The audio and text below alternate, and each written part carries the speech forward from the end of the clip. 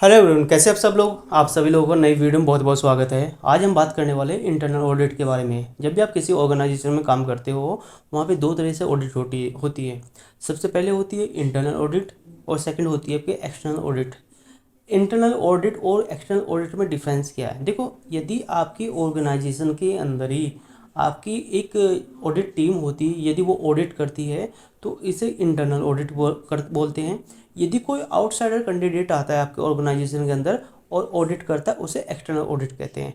तो आज मैं आपको बताने वाला हूँ, यदि आप किसी भी ऑर्गेनाइजेशन में वर्क कर रहे हो तो वहाँ पे ऑडिट कैसे की जाती है, उसका प्रोटोकॉल्स क्या है, आपको कौन कौन से पॉइंट्स के ऊपर वर्क करना है, आपके पास में टीम मेंबर्स कौन कौन से होने चाहिए। क्योंकि जब भी आप ऑडिट करोगे अकेले तो आप करोगे नहीं, आपके पास तो कम से कम टीम होनी चाहिए ना। तो वही सब चीज़ें आज हमें एक्सप्लेन करने वाले हैं आपको। सबसे पहले बात करते हैं हम, जो हॉस्पिटल इंटरनल ऑडिट क्यों ज़रूरी है और उसका मेन काम क्या होता है। देखो, ये क्या करता है कि आपकी ऑर्गेनाइजेशन के अंदर किसी भी वर्क को करने का प्रोसेस क्या है, वहाँ पे कौन कौन से स्टैंडर्ड यूज़ हो रहे हैं, पॉलिसीज़ कैसे यूज़ हो रही है और वहाँ का इम्प्रूवमेंट क्या है। भाई देखो, अगर आप अपने हॉस्पिटल को इम्प्रूव करना चाहते हैं, कम से कम आपको ये तो पता होना चाहिए कि मेरे हॉस्पिटल के अंदर लूप होल क्या है या फिर गैप क्या है। उसकी तो नॉलेज होगी तभी तो आप कर पाओगे। ठीक है। उसके बाद जो हम ऑडिट जो करते हैं वो करते हैं ensure compliance with NABH, NABL, ISQ and regular standard. अब आपको पता है, यदि आप कभी भी इन NABH कराना चाहते हो, NABL कराना चाहते हो या फिर ISO सर्टिफाइड कराना चाहते हो, तो उसके लिए गवर्नमेंट्स ने कुछ, या जो भी एक्रेडिटेशन बॉडी है उसने कुछ स्टैंडर्ड दिए हैं जो कि आपको अपनी ऑर्गेनाइजेशन के अंदर इम्प्लीमेंट करने हैं। भाई वो पैरामीटर्स ऑटोमेटिक आपके ऑर्गेनाइजेशन के अंदर वर्किंग में है या नहीं है, आप कैसे पता करोगे? भाई ऑडिट करोगे तभी तो पता चलेगा। और जब आप ऑडिट करोगे आपको उनको पता भी चल जाएगा। दूसरा ये भी आपको पता चल जाएगा कि आपके ऑर्गेनाइजेशन के अंदर जो भी पेशेंट एडमिट है उसे प्रॉपर केयर मिल रही है नहीं मिल रही है। अगर नहीं मिल रही तो आप उसे इम्प्रूव कर सकते हो। ठीक है। उसके बाद में ये आइडेंटिफाई करता है रिस्क। आपको पता है ऑर्गेनाइजेशन के अंदर मल्टीपल रिस्क होते हैं, पेशेंट्स को भी होते हैं, विजिटर को भी होते हैं, स्टाफ को होते हैं, सबको होते हैं। तो इसमें मेन काम क्या आता है कि रिस्क को आइडेंटिफाई करो और उस एरिया को इम्प्रूव करो, जिससे आने वाले टाइम में विजिटर को भी कोई प्रॉब्लम ना हो, स्टाफ को भी कोई प्रॉब्लम ना हो और पेशेंट को भी कोई प्रॉब्लम ना हो। यही तो काम है। यही सब चीज़ें होती हैं आपकी ऑडिट के अंदर। अभी हम जो बात कर रहे हैं वो इंटरनल ऑडिट की बात कर रहे हैं। ठीक है। नेक्स्ट, भाई पर्पज़ क्या है मेन? देखो, आपने बोला हाँ ऑडिट हम करेंगे, लेकिन मेन पर्पज़ क्या है? भाई सबसे पहले मेन पर्पज़ है कि आपके ऑर्गेनाइजेशन के अंदर जो भी पेशेंट हैं, विजिटर हैं, उनको उनकी सेफ्टी इंश्योर करना कि उन्हें प्रॉपर सेफ्टी प्रोटोकॉल फॉलो हो रहे हैं नहीं है। यदि सेफ्टी प्रोटोकॉल फॉलो हो रहे हैं और क्वालिटी केयर कैसी है। क्वालिटी केयर में क्या है कि भाई जो पेशेंट आपका एडमिट है, सपोज मैं बात बताऊं आपको कि आपका पेशेंट आईसीयू में एडमिट है, तो आप तो बाहर बैठे हुए हो, आप तो उसके अटेंड हो, आप बाहर बैठे, आपको तो नहीं पता ना कि भाई पेशेंट के साथ अंदर क्या ट्रीटमेंट हो रहा है क्या नहीं हो रहा। लेकिन जब आप किसी एक्रेडिटेशन हॉस्पिटल में जाते हो, आपको पता हो नहीं यार यहाँ पे डॉक्टर टाइम से आएगा, पेशेंट को मेरे देखेगा और जो मेरी नर्सिंग स्टाफ है वो प्रॉपर मेडिसिन दे देगी पेशेंट को। और दूसरा कोई प्रॉब्लम होगा, मेरे RMOs वहाँ पे अवेलेबल है, वो पेशेंट को देख लेंगे। तो आप 100% सिक्योर रहते हो। नहीं भाई, इस हॉस्पिटल का इंफ्रास्ट्रक्चर बहुत अच्छा है, तो इसका मतलब ये है ऑडिट इंश्योर करके देती है कि भाई आपके यहाँ पे पेशेंट का ट्रीटमेंट किस तरह से हो रहा है। नेक्स्ट, ये वेरीफाई करती है कि जब आपके पास में मल्टीपल डिपार्टमेंट है, आपके पास क्लिनिकल डिपार्टमेंट भी है, नॉन क्लिनिकल डिपार्टमेंट भी है, भाई उन डिपार्टमेंट को इम्प्रूव करने के लिए या उसमें वर्क करने के लिए आपको कोई पॉलिसी, SOP या NABH गाइडलाइन की तो ज़रूरत होगी, तभी तो आप काम कर पाओगे। सपोज करो आपके पास में गायनेकोलॉजी डिपार्टमेंट है, आपके पास में रेडियोलॉजी डिपार्टमेंट है। फॉर एग्जांपल, आपके पास रेडियोलॉजी पैथोलॉजी है, रेडियोलॉजी आपके पास अवेलेबल है, आपके पास AARB का लाइसेंस नहीं है, तो आपको पता है स्टैंडर्ड फॉलो हो रहे होंगे नहीं हो रहे होंगे, तो वो तो आपके पास होना ही चाहिए ना। ठीक है। इसका ये आइडेंटिफाई करता है कि ये चीज़ें आपके हॉस्पिटल में वर्किंग में है या नहीं है। ठीक है। इससे रिलेटेड जो भी पॉइंट्स मिलता है उसे हम गैप एनालिसिस में काउंट करते हैं। अभी उसके बारे में नेक्स्ट बताने वाले हैं। उसके बाद में जब भी आप किसी ऑर्गेनाइजेशन में काम करोगे, वहाँ पे क्वालिटी मैनेजमेंट सिस्टम जो होता है वो उस हॉस्पिटल को या उस ऑर्गेनाइजेशन को इम्प्रूव करने का काम करता है, जिससे पूरे काम आपके इफेक्टिवनेस के थ्रू हो और दूसरा वहाँ पे एविडेंस भी अवेलेबल रहे। ओके। नेक्स्ट आता है detect gap in the process and recommend correct actions. अब आपने क्या किया, जब आप ऑडिट करते हो, ऑडिट करने के बाद में आप सपोज को मैं बोलता हूँ, आपने फैसिलिटी राउंड लिया। फैसिलिटी राउंड में हॉस्पिटल से रिलेटेड सभी क्या जितने भी पॉइंट्स होते हैं उसको आप कवर करते हो। कवर करने के बाद में आपने देखा कि यार मेरे यहाँ पे ना जो फ्लोर है गीला बहुत ज़्यादा रहता है, या फिर जो मेरे पास में पेशेंट आता है ना उसके लिए बैठने के लिए स्पेस नहीं है। अगर वो बैठता है तो उसके पास में वहाँ पे नियर बाय पीने के लिए पानी नहीं है। अगर पानी भी है तो आसपास में कहीं भी बायोमेडिकल वेस्ट के लिए कोई भी बीन नहीं रखी हुई। ये क्या, ये आपको गैप मिले। एक गैप आपको मिले कब, जब आपने ऑडिट की।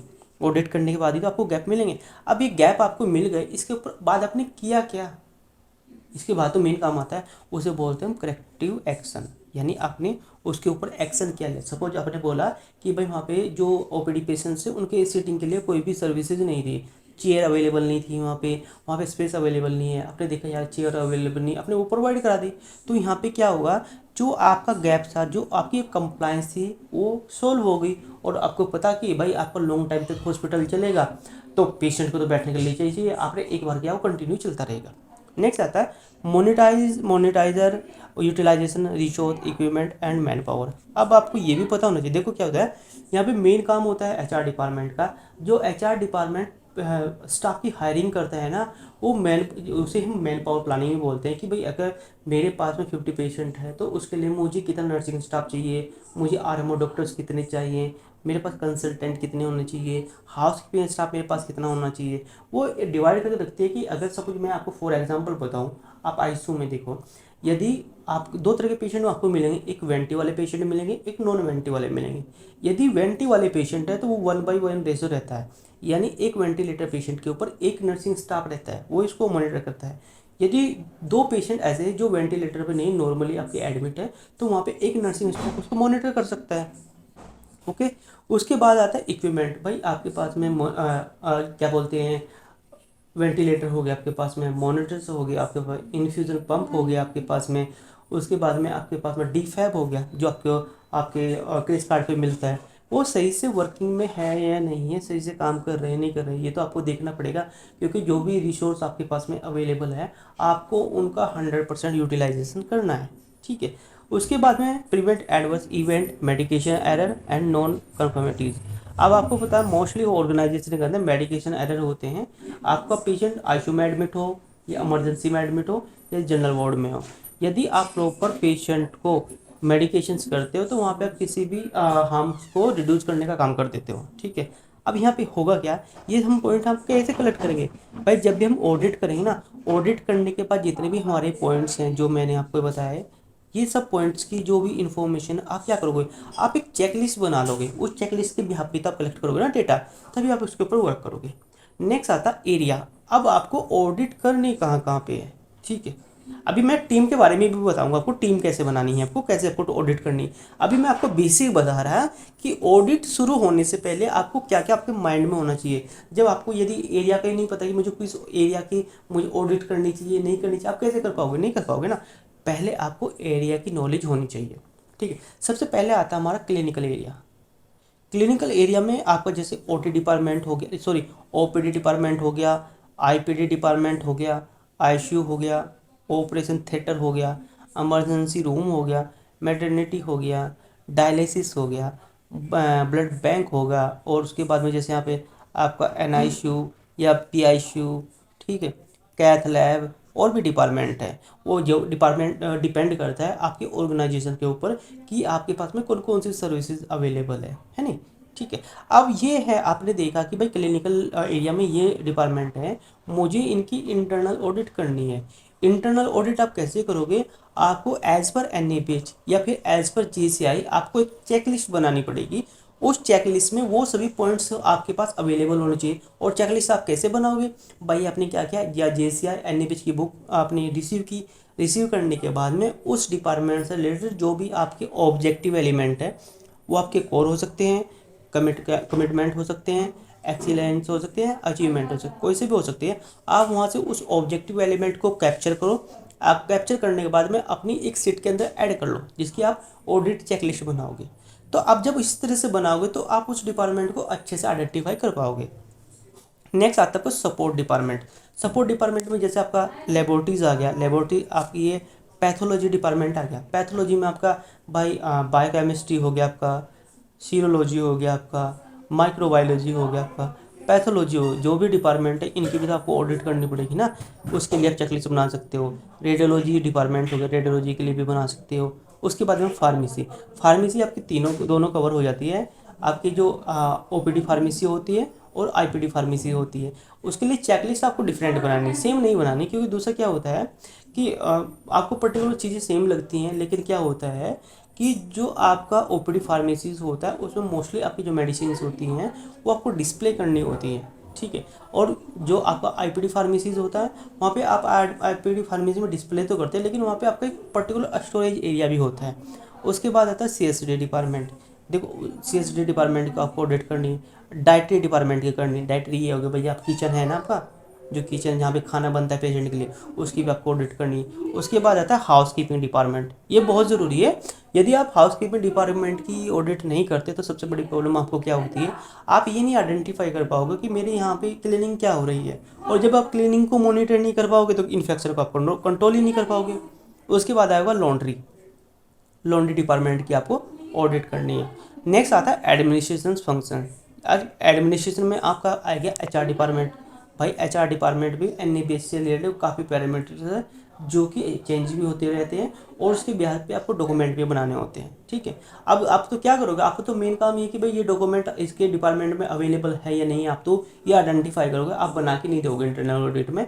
जब आप करेक्टिव एक्शन या प्रिवेंटिव एक्शन पे जाओगे तब आप एक्शन लोगे कि मुझे इस डिपार्टमेंट के लिए ये डॉक्यूमेंट बना के देने हैं। उसे भाई चेकलिस्ट चाहिए, उसे फॉर्मेट चाहिए, या फिर उसे पॉलिसी चाहिए, तो वो तो आप तभी आइडेंटिफाई कर पाओगे ना। उसके बाद फिनेंस हो गया, मेडिकल रिकॉर्ड डिपार्टमेंट हो गया, आईटी डिपार्टमेंट हो गया, और बायोमेडिकल इंजीनियरिंग हुआ।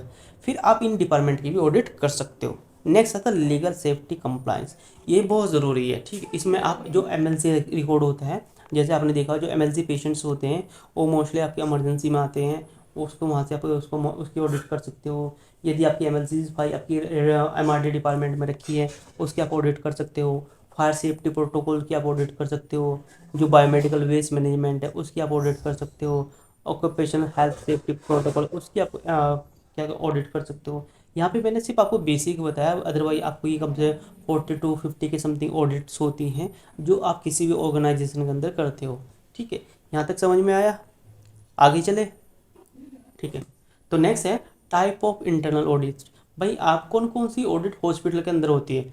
सबसे पहले हम बात करते हैं क्वालिटी ऑडिट। जो हम क्वालिटी ऑडिट करते हैं ना वो हम करते हैं एनईबीएच और एनईबीएल के लिए। हम इंश्योर करते हैं कि भाई एज पर एनईबीएच या एज पर एनईबीएल जो भी पैरामीटर्स एक्रेडिटेशन बॉडी ने दिए हैं वो आपके डिपार्टमेंट में इम्प्लीमेंट हो है या नहीं है। आपके वो एसओपी से रिलेटेड हो सकते हैं, पॉलिसी से रिलेटेड हो सकते हैं, साइनेज से रिलेटेड हो सकते हैं, फॉर्मेट से रिलेटेड हो सकते हैं। ये सब चीज़ें आप वेरीफाई करोगे ना तो ये आपका क्वालिटी ऑडिट में आ जाता है। सेकंड आता है आपका क्लिनिकल ऑडिट। क्लिनिकल ऑडिट में क्या होता है, इसमें आप जितने भी आपके डिपार्टमेंट है जिससे जो कि पेशेंट से रिलेटेड है आप उसकी ऑडिट कर सकते हैं। इसमें आप कभी कभी ये भी अगर आप चाहते हो कि यार मैं तो पर्टिकुलर उस डिजीज़ के ऊपर, जैसे आप सीओपीडी के ऊपर काम करना चाहते हो, डीवीटी के ऊपर वर्क करना चाहते हो, तो आप उसके ऊपर भी ऑडिट कर सकते हो।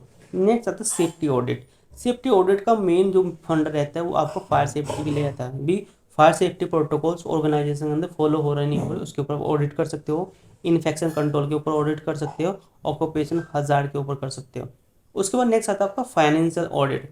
फाइनेंशियल ऑडिट क्या होता है, जैसे आपका बिलिंग डिपार्टमेंट हो गया, इंश्योरेंस, टीपीए और फंड यूटिलाइजेशन, इन डिपार्टमेंट के ऊपर भी आप ऑडिट कर सकते हो। लेकिन जब आप एक मास्टर ऑडिट करते हो उस मास्टर ऑडिट में क्या होता है आपका पूरा ऑर्गेनाइजेशन कवर हो जाता है। लेकिन ये क्या होता है, ये सभी ऑडिट ना एक ही चेकलिस्ट के अंदर इनबिल्ड रहती है। पैरामीटर्स तो सबके रहते हैं, आप एक मास्टर चेकलिस्ट बनाते हो उसके ब्याह पे कर लेते हो। यदि आप चाहते हो कि मैं तो भाई एक ही डिपार्टमेंट की ऑडिट करूंगा और उसी का मैं आरसी कापा ये सब करूंगा, उसी की प्रेजेंटेशन बनाऊंगा, उसी की रिपोर्ट बनाऊंगा, तो आप ऐसे भी कर सकते हो। इसमें बेनिफिट ये यदि आप पहले स्टेप बाय स्टेप अगर ऑडिट करते हो डिपार्टमेंट वाइज, यानी पहले अपनी फार्मेसी ले ली, उसके बाद अपने सीएसडी ले ली, उसके बाद अपने आईसीयू ले लिया, इमरजेंसी ले ली, उसके बाद आपने ओटी ले ली, और आपने एक दिन में एक ही डिपार्टमेंट की ऑडिट की, और उसकी जो भी कंप्लाइंस है उसको जब आप सोल्व कर लोगे, सोल्व करने के बाद आपका पूरा डिपार्टमेंट कंप्लीट हो गया। उसके बाद जब आप मास्टर ऑडिट करोगे ना पूरे ऑर्गेनाइजेशन की, तो आपको वहाँ पे गैप्स कम मिलेंगे। क्यों? आपने वो चीज़ें ऑलरेडी कंप्लीट करा दी हैं। ठीक है। फिर कंप्लायंस ऑडिट, अब आपके जो drugs cosmetic act biomedical waste management rule है ना, उससे रिलेटेड भी जो कंप्लायंस है आप वो भी कर सकते हो। उसके बाद आता है operations audit, operational efficiency hospital operation resource utilisation, यानी आपके हॉस्पिटल के अंदर जितने भी रिसोर्स अवेलेबल हैं, बेड ऑक्यूपेंसीज क्या है, बेड मैनेजमेंट क्या है, बेड रिसोर्स क्या है, उन सबको आप फिर पेशेंट फीडबैक भी हम लेते हैं, उनके ऊपर भी आप ऑडिट कर सकते हो। ठीक है। अब चलते हैं नेक्स्ट। अब यहाँ पे मेन आता है, जब भी आप इंटरनल ऑडिट करते हो तो आपको स्टार्ट कैसे करनी है। देखो मेन पॉइंट्स क्या होता है, या मैं शुरुआत कैसे करूँ। ऑडिट तो मैं करना चाहता हूँ, लेकिन मैं शुरुआत कैसे करूँ। तो सबसे पहले आपकी प्लानिंग होनी चाहिए। सबसे पहले क्या होनी चाहिए, आपकी एक प्लानिंग होनी चाहिए। आपको ये पता होना चाहिए कि भाई मुझे कौन कौन से डिपार्टमेंट की ऑडिट करनी है। वो मैंने ऑलरेडी बता दिया। आप किसी भी एक डिपार्टमेंट को सेलेक्ट कर लिया, उस डिपार्टमेंट को सेलेक्ट करने के बाद, या आपने सभी डिपार्टमेंट को सेलेक्ट कर लिया, और उसके लिए आपने एक ऑडिट शेड्यूल बना दिया। एक ऑडिट शेड्यूल बना दिया कि भाई ये मेरा एनुअली प्लान है, और उस एनुअली प्लान में आपने मंथली ऑडिट के पॉइंट्स रख दिए कि भाई उसमें आपको करना क्या है। आपको जैन टू लेके दिसंबर तक जो भी आप ऑडिट करोगे पर मंथ, उस ऑडिट की लिस्ट में वो पॉइंट्स डाल देना, क्योंकि सभी डिपार्टमेंट की ऑडिट आप 1 मंथ में नहीं कर सकते। आप अगर एक महीने में 3 से 4 डिपार्टमेंट की ऑडिट करते हो, मान लेता हूँ 5 करते हो, तो आपकी 60 ऑडिट हो जाएगी एक साल में। लेकिन कुछ ऑडिट ऐसी होनी चाहिए जो आपकी 3 मंथ में कम से कम एक बार रिपीट हो जाए, जो इमरजेंसी है। ठीक है। आपको लेकिन ऑडिट शेड्यूल बनाना बहुत ज़रूरी है। यदि आप ऑडिट शेड्यूल नहीं बनाओगे तो आपको पता ही नहीं रहेगा भाई फ्यूचर में मुझे किस, सपोज करो अभी सितंबर चल रहा है, मुझे नहीं पता अक्टूबर में किस किस डिपार्टमेंट की ऑडिट करूँगा, लेकिन जब मेरे पास में ऑडिट शेड्यूल अवेलेबल है तो मैं उसके बिहाफ पे, हाँ यार इस डिपार्टमेंट की जो ऑडिट है मुझे नेक्स्ट मंथ करनी है, उसकी आप प्लानिंग पहले ही से कर लोगे। पहले से आप उसकी चेकलिस्ट क्या चाहिए, टीम मेंबर्स कौन कौन से होंगे, आप किस टाइम पे ऑडिट करोगे, उसके बाद में आप कमेटी कब कंडक्ट करोगे, वो सब चीज़ें आप पहले ही कंप्लीट रहेगी। उसके बाद अपॉइंटमेंट ऑडिट टीम, ये ज़रूरी है। देखो मैंने क्या बोला, कभी भी एक सिंगल कैंडिडेट ऑडिट नहीं करता। इंटरनल में भी आप में 2 से 3, आप क्वालिटी मैनेजर हो सकता है, ऑपरेशन मैनेजर हो सकता है, मेडिकल सुपरिटेंडेंट हो सकता है, नर्सिंग हेड हो सकता है। ये कुछ लोग हैं जो मोस्टली, अगर आप चाहो तो इनको, जो हायर अथॉरिटी वाले कैंडिडेट हैं जो उस फील्ड से रिलेटेड है, उनको लेके जाओ और आप ऑडिट कराओ। उससे क्या होगा कि वो लोग क्या करेंगे, वो आपको गैप अच्छे से आइडेंटिफाई करके दे सकते हैं। ठीक है। उसके बाद प्रिपरेशन आपको बनाना कैसे है। अब सबसे पहले क्या होता है, जब भी आप कोई ऑडिट करते हो, ऑडिट के लिए आप एक एसओपी बनाते हो। आपके पास एसओपी हो सकता है, मैनुअल भी हो सकता है, एनएबीएस स्टैंडर्ड भी हो सकता है। भाई देखो जो एनएबीएस स्टैंडर्ड होता है ना, इससे रिलेटेड जो भी पैरामीटर्स होते हैं वही आपके मैनुअल और एसओपी में भी मिलते हैं, क्योंकि ये जो बनती है ना एसओपी और मैनुअल बनते हैं, हम डिपार्टमेंट वाइज बनाते हैं। लेकिन होना क्या क्या चाहिए ये तो हमें एनएबीएस से पता चलेगा ना, कि भाई रिक्वायरमेंट क्या क्या है। ठीक है। अब आपने ये बनाया, आपने रिव्यू किया, पॉइंट्स को भी तो आप रिव्यू करोगे ना, कि भाई अगर सपोज करो कि मुझे और भी नई चीज़ें ऐड ऑन करनी है। सपोज करो आपने क्या किया कि आप पहले डब्ल्यूएचओ गाइडलाइन को इम्प्लीमेंट किया हुआ था। ठीक है। आपको बाद में लगा कि यार मुझे सीडीसी गाइडलाइन के जो कुछ पॉइंट है वो भी ऐड करने हैं इन्फेक्शन कंट्रोल करने के लिए डायलिसिस में, तो वो तो आपको रिव्यू करोगे तभी तो ऐड कर पाओगे। उसके बाद चलते हैं प्रिपेयर ऑडिट चेकलिस्ट। ठीक है। अब ये क्या करनी है, आपकी जो ऑडिट चेकलिस्ट है वो आपको डिपार्टमेंट वाइज बनानी है। डिपार्टमेंट वाइज क्यों बनानी है, क्योंकि इससे आपको इजीली पता चल जाएगा कि भाई कौन कौन से पैरामीटर मेरे उस डिपार्टमेंट में कंप्लीट होने चाहिए। सपोज करो आपको इमरजेंसी की ऑडिट करनी है, तो आपको पता होना चाहिए कि भाई मैं वहाँ पर ट्रायल्स के बारे में भी देखूंगा, मैं क्लीनिंग के बारे में भी देखूंगा, मैं सीपीआर प्रोटोकॉल के बारे में भी देखूंगा, वहाँ पे स्कोप ऑफ सर्विसेज भी देखूंगा, वहाँ पे आपके जो व्हील चेयर हो गया या स्टिचर होगी वो अवेलेबल है या नहीं है, क्रेस कार्ड अवेलेबल है या नहीं है, एमएलसी डॉक्यूमेंट्स कैसे बनाए हैं, रजिस्टर कौन कौन से बने हैं, इनिशियल असेसमेंट री असेसमेंट हो रहा है या नहीं हो रहा है, डिजास्टर मैनेजमेंट प्रोटोकॉल फॉलो है हो रहा है या नहीं, स्पिल किट वहाँ पे अवेलेबल है या नहीं, ये सब चीज़ें चेक करूँगा ना। ये सब पॉइंट्स आपको अपनी चेकलिस्ट के अंदर ऐड करने हैं। ठीक है। तो उसके बाद inform department head about the audit plan. अब दूसरा क्या है, जब जो भी आपका इमरजेंसी हेड होगा, सपोज हमने इमरजेंसी की बात की, अभी इमरजेंसी का हेड होगा, आप उसको बोलोगे कि सर अगर सपोज करो कि आज 20 अक्टूबर है, तो आप उसे बोलोगे सर नेक्स्ट मंथ में यानी नवंबर 1 नवंबर को हम आपके डिपार्टमेंट की ऑडिट करेंगे। ठीक है, उससे क्या होगा कि जो भी आपका हेड होगा उसे जो जो भी ऐसे पॉइंट्स हैं, सपोज करो कि आपके पास में कोई स्टाफ ऐसा अवेलेबल है उसके पास BLS या ACLS का सर्टिफिकेट ही नहीं है, और हमने कहा भाई हमें तो ऑडिट में भी देखेंगे ये चीज़ें, तो वो उसके ऊपर वर्क भी तो कर सकता है, अपने स्टाफ को ट्रेंड भी कर सकता है। तो जो भी पैरामीटर्स हो उसे कंप्लीट करने की कोशिश करेगा। यदि हम उससे बताएंगे नहीं कि भाई हम आपकी ऑडिट कब करेंगे, तो उसे पता ही नहीं है, ना वो कुछ एक्शन लेगा। तो इसलिए सबसे पहले क्या करना पड़ेगा, आपको उस डिपार्टमेंट का जो भी हेड होगा उसे इन्फॉर्म करना पड़ेगा। भाई मैं आप लोगों से सॉरी मांगना चाहता हूँ, वीडियो थोड़ी लेंथी हो रही है, लेकिन मैं ये चाह रहा हूँ कि आपको सारी चीज़ें क्लियर हो जाए। ठीक है, नेक्स्ट स्टेप 3, एग्जीक्यूशंस। भाई आप एक्टिविटी कैसे एग्जीक्यूट कैसे करोगे। आप सबसे पहले क्या करें, कंडक्ट ओपनिंग मीटिंग।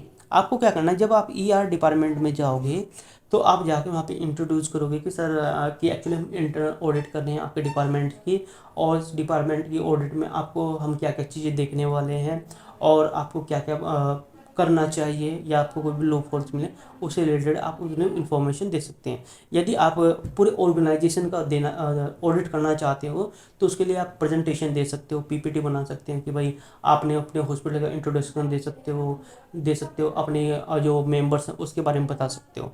फिर उसको कलेक्ट एविडेंस थ्रू। अब दूसरा, जब आप ऑडिट शुरू कर दोगे, ऑडिट जब शुरू करते हैं हमने बोला कि आपके पास में चेकलिस्ट अवेलेबल रहती है जिसके बिहाफ पे आप ऑब्जर्व करते हो। आपके पास चेकलिस्ट भी अवेलेबल नहीं है, अगर आपको अच्छी नॉलेज है, आपको पता कि इस डिपार्टमेंट के अंदर मुझे कौन कौन से पैरामीटर चेक करने हैं, तो आप उसके थ्रू भी कर सकते हो। अगर वो अवेलेबल है तो ठीक, नहीं है तो वो आपके NC में काउंट हो जाएंगे। ठीक है, अब ये जो पॉइंट्स हम कलेक्ट कैसे करते हैं, सबसे पहले ऑब्जर्वेशन। ऑब्जर्वेशन का मतलब होता है, आपने कभी कभी देखा होगा कि आप सपोज करो मैं इमरजेंसी का जो इमरजेंसी डिपार्टमेंट है उसका एक नर्सिंग स्टाफ हूँ। ठीक है, मैं नर्सिंग स्टाफ हूँ। अब मैं काम कर रहा हूँ और कोई कैंडिडेट आके काउंटर पे खड़ा हो जाए, वो मेरे काम को देख रहा है, मुझे लग रहा है पता नहीं क्यों देख रहा है यार, लेकिन मैं तो अपने काम में बिजी हूँ कि चलो भाई मैं अपना काम कर लूँ। ये कैंडिडेट मुझे आगे कुछ बोलेगा नहीं, लेकिन ये क्या कर रहा है, ये मुझे ऑब्जर्व कर रहा है कि मेरा जो काम करने का तरीका क्या है, मैं पेशेंट की केयर कैसे कर रहा हूँ, उसे इंजेक्शन कैसे लगा रहा हूँ, बायोमेडिकल वेस्ट सेग्रीगेशन कैसे कर रहा हूँ, दूसरा मैंने हैंड हाइजीन प्रोटोकॉल फॉलो किया नहीं करा। ये ऑब्जर्वेशन के थ्रू ही मैं पूरा डेटा कैप्चर कर लेगा, बताएगा भी नहीं। ठीक है, और उसके बाद स्टाफ इंटरव्यू। मुझे लगता है कि नहीं भाई, मुझे भी पूछना पड़ेगा यहाँ पे इस पेशेंट इसको, मुझे आगे वो पूछता है कि भाई पेशेंट राइटर रिस्पॉन्सिबिलिटीज कैसे होती है, आप ट्राइज कैसे सेग्रीगेट करते हैं, CPR प्रोटोकॉल्स क्या क्या होते हैं, डिजास्टर मैनेजमेंट प्रोटोकॉल्स क्या है, आप ट्राइज की ब्याह पे पेशेंट को कैसे सेग्रीगेट करते हैं, उसमें कलर कोडिंग क्या होती है, इनिशियल असेसमेंट क्या होता है, आपके हॉस्पिटल का इमरजेंसी कोड कौन कौन से हैं, कोड ब्लू के अंदर आप क्या करते हो, और जो क्रिस कार्ड को मॉनिटर करने के लिए आपका क्या प्रोटोकॉल है, आपका क्लीनिंग प्रोटोकॉल्स क्या है, डीप क्लीनिंग क्या होती है, स्पिल मैनेजमेंट हम कैसे करते हैं, एनएबीएच के कौन कौन से पैरामीटर यहाँ पे इंप्लीमेंट होने चाहिए। जब ये सारी चीज़ें मुझे पूछेगा, वो इंटरव्यू तो पूछेगा ना। अब उसी की व्यापार अगर मैं आंसर दे रहा हूँ तो ठीक है, नहीं दे रहा तो वो NC में काउंट करना शुरू कर देगा। वो मुझे डांटेगा नहीं, मारेगा नहीं, और मेरी बेइज्जती भी नहीं करेगा। ठीक है, लेकिन वो लेके ये चले जाएगा कि आपके स्टाफ को नॉलेज नहीं है। नेक्स्ट आता है डॉक्यूमेंट वेरिफिकेशन। आपको पता मल्टीपल डॉक्यूमेंट्स अवेलेबल रहते हैं, आपने देखा रजिस्टर आप बनाते हो ना, आई थिंक मुझे लगा 37 रजिस्टर होते हैं आपके इमरजेंसी डिपार्टमेंट, सबसे ज़्यादा रजिस्टर होते हैं। उनको रजिस्टर को चेक करेगा प्रॉपर एंट्री हो रही है या नहीं हो रही, प्रॉपर चेक हो रहा है या नहीं है। उसके बाद रिकॉर्ड रिव्यू। आपके पास में जो भी SOP है, पॉलिसी है, मैनुअल है, या फिर चेकलिस्ट है, एनुअली बेसिस पे उनको रिव्यू किया जा रहा नहीं किया जा रहा। हमने जैसे आपको बोला था कि जो भी डॉक्यूमेंट हॉस्पिटल के अंदर बनते हैं, आपके चैप्टर्स हो सकते हैं, मैनुअल हो सकते हैं, पॉलिसीज हो सकती है, SOPs हो सकती है, तो 1 साल के बाद उनको रिव्यू किया जाता है कि भाई ऐसा तो नहीं हमें नए पॉइंट्स तुम्हें ऐड करने हैं। और नए पॉइंट्स आपको आप पता कैसे चलेंगे, जब आप ना गाइडलाइन को फॉलो करोगे, जो भी आपकी ICMR की गाइडलाइन हो सकती है, NUH की गाइडलाइन हो सकती है, CDC या JCI की गाइडलाइन हो सकती है, उसके थ्रू तो करोगे। ठीक है, जब आप ये ऑडिट कर लोगे, ऑडिट करने के बाद में क्या आएगा, आपको मिलेंगे नॉन कंफर्मिटीज यानी NCs मिलेंगी। अब आपको क्या करना है, उन NCs को कलेक्ट कर लेना। जो NCs आई ना, ये इसी को भी हम गैप एनालिसिस भी बोलते हैं। आप कंफ्यूज नहीं हो ना, कभी भी कोई बोले जो गैप एनालिसिस क्या होता है, कि सर जब हम किसी डिपार्टमेंट की ऑडिट करते हैं, ऑडिट करने के बाद में जो भी हमें वहाँ पॉइंट्स ऐसे जो अवेलेबल नहीं रहते, उन्हें हम गैप एनालिसिस में काउंट कर लेते हैं। ठीक है, उसके बाद रिपोर्टिंग। आपके 3 स्टेप कंप्लीट हो गए, अब चलते हैं रिपोर्टिंग में। रिपोर्टिंग में होता क्या है कि जो भी आपने यहाँ पे गैप आपको मिले हैं, जब आपने इंटरनल ऑडिट की थी तो आपने रिपोर्ट्स बना ली।